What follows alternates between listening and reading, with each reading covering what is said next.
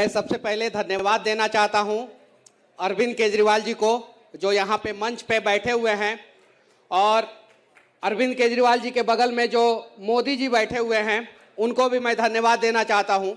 और मैं इसलिए भी अरविंद केजरीवाल जी को धन्यवाद देना चाहता हूं क्योंकि कम से कम इस देश की 30 करोड़ गाड़ियां जिसके पास जुबान नहीं है, जो बोल नहीं सकती है, उस गाड़ियों का आवाज तो कम से कम ये सुने।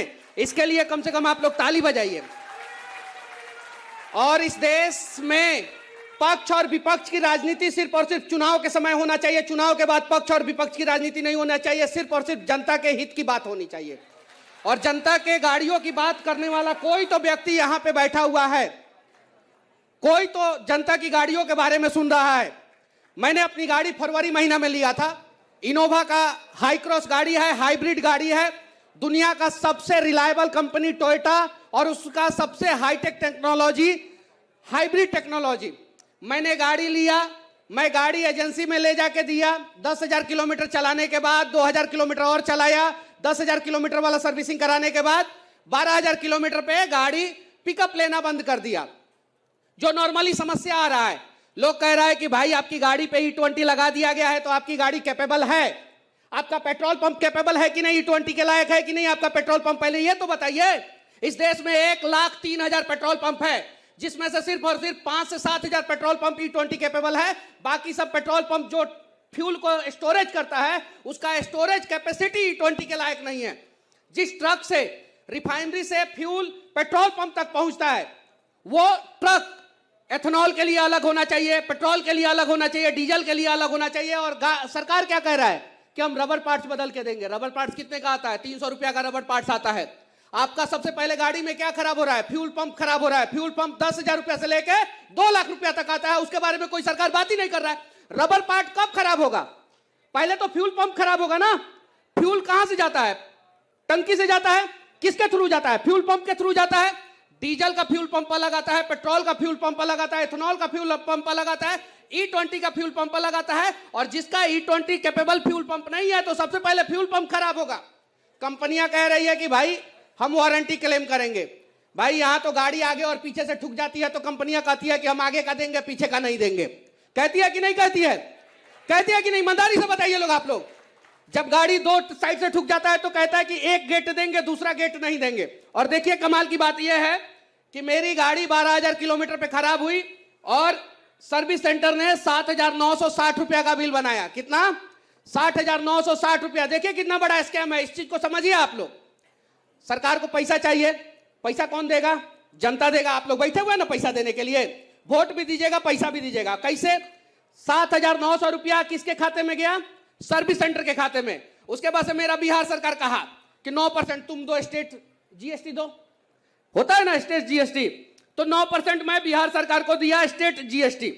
716 रुपया मैं बिहार गवर्नमेंट को दे दिया। फिर केंद्र सरकार में मोदी जी कहे कि भारत माता की जय बोलते हो, देश के विकास के लिए 9% तुम दो। एक तो मेरी गाड़ी खराब हुई, 12,000 किलोमीटर चलाने के बाद गाड़ी खराब हो गई। उसके बाद से मैं सर्विस सेंटर को दिया 7,900 रुपया। स्टेट गवर्नमेंट बोला कि 9% तुम दो, सेंट्रल गवर्नमेंट बोला 9% तुम दो। आम आदमी को गन्ना का रस बना के रख दिया है सब। जब मन किया तब पेड़ दे रहा है सब, जब मन किया तब पेड़ दे रहा है। और जो आम आदमी बोल रहा है उसको बोल रहा है कि भाई नितिन गडकरी जी बोल रहे हैं क्या कि हमारे पास आइए कंप्लेन करने। और जब हम गाड़ी लेके जा रहे हैं तो यहाँ के पुलिस वाले बोल रहे हैं कि भाई पहले तो तुम जेल में जाओ। अब हम लोग जाए तो जाए कहां जाए? मतलब हम लोग कहां जाए? नितिन गडकरी जी, मेरा टोयोटा इनोवा हाई क्रॉस है, मेरे पास टोयोटा की 4 गाड़ी है, फॉर्च्यूनर है, इनोवा हाई क्रॉस है, हाई राइडर 2 है, और मैं जितना पेट्रोल गाड़ियां है मैं देने के लिए तैयार हूं। 6% एवरेज ARAI कह रहा है कि 6% एवरेज डाउन होता है। भाई रियल वर्ल्ड में कम से कम 10% एवरेज डाउन हो रहा है, मिनिमम 10% एवरेज डाउन हो रहा है।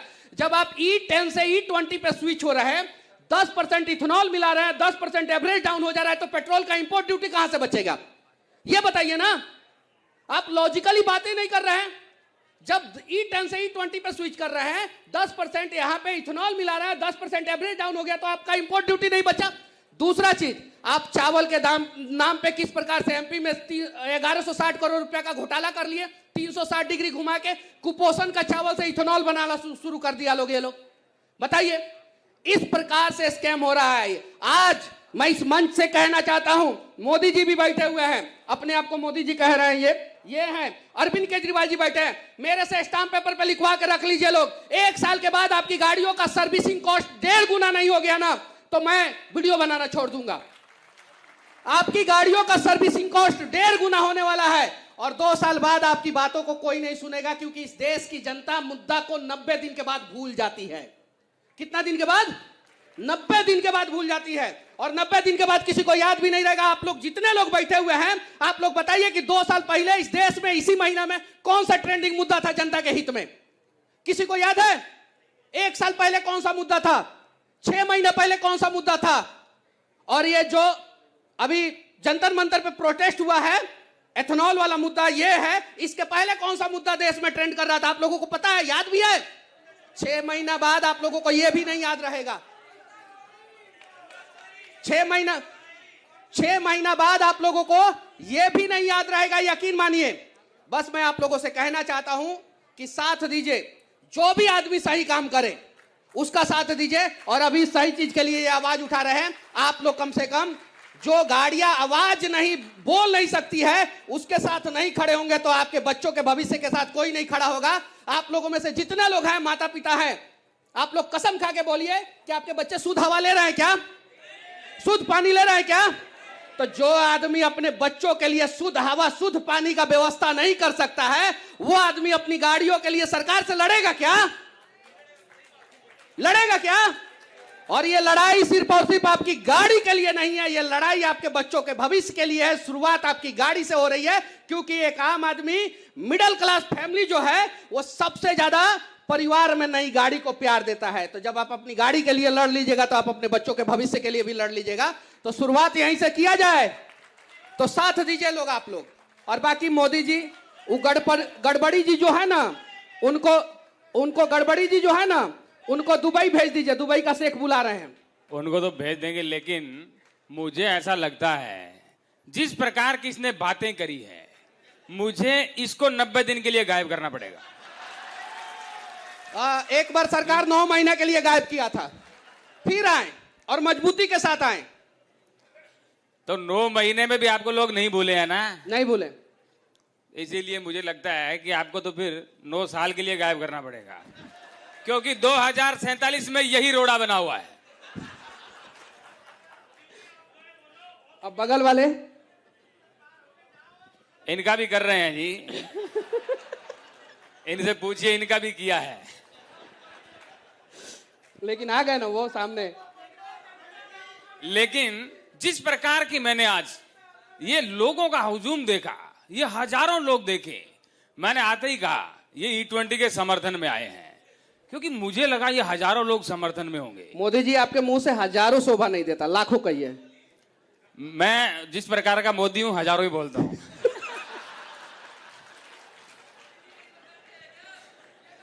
मैं 54 इंच वाली छाती का हूं।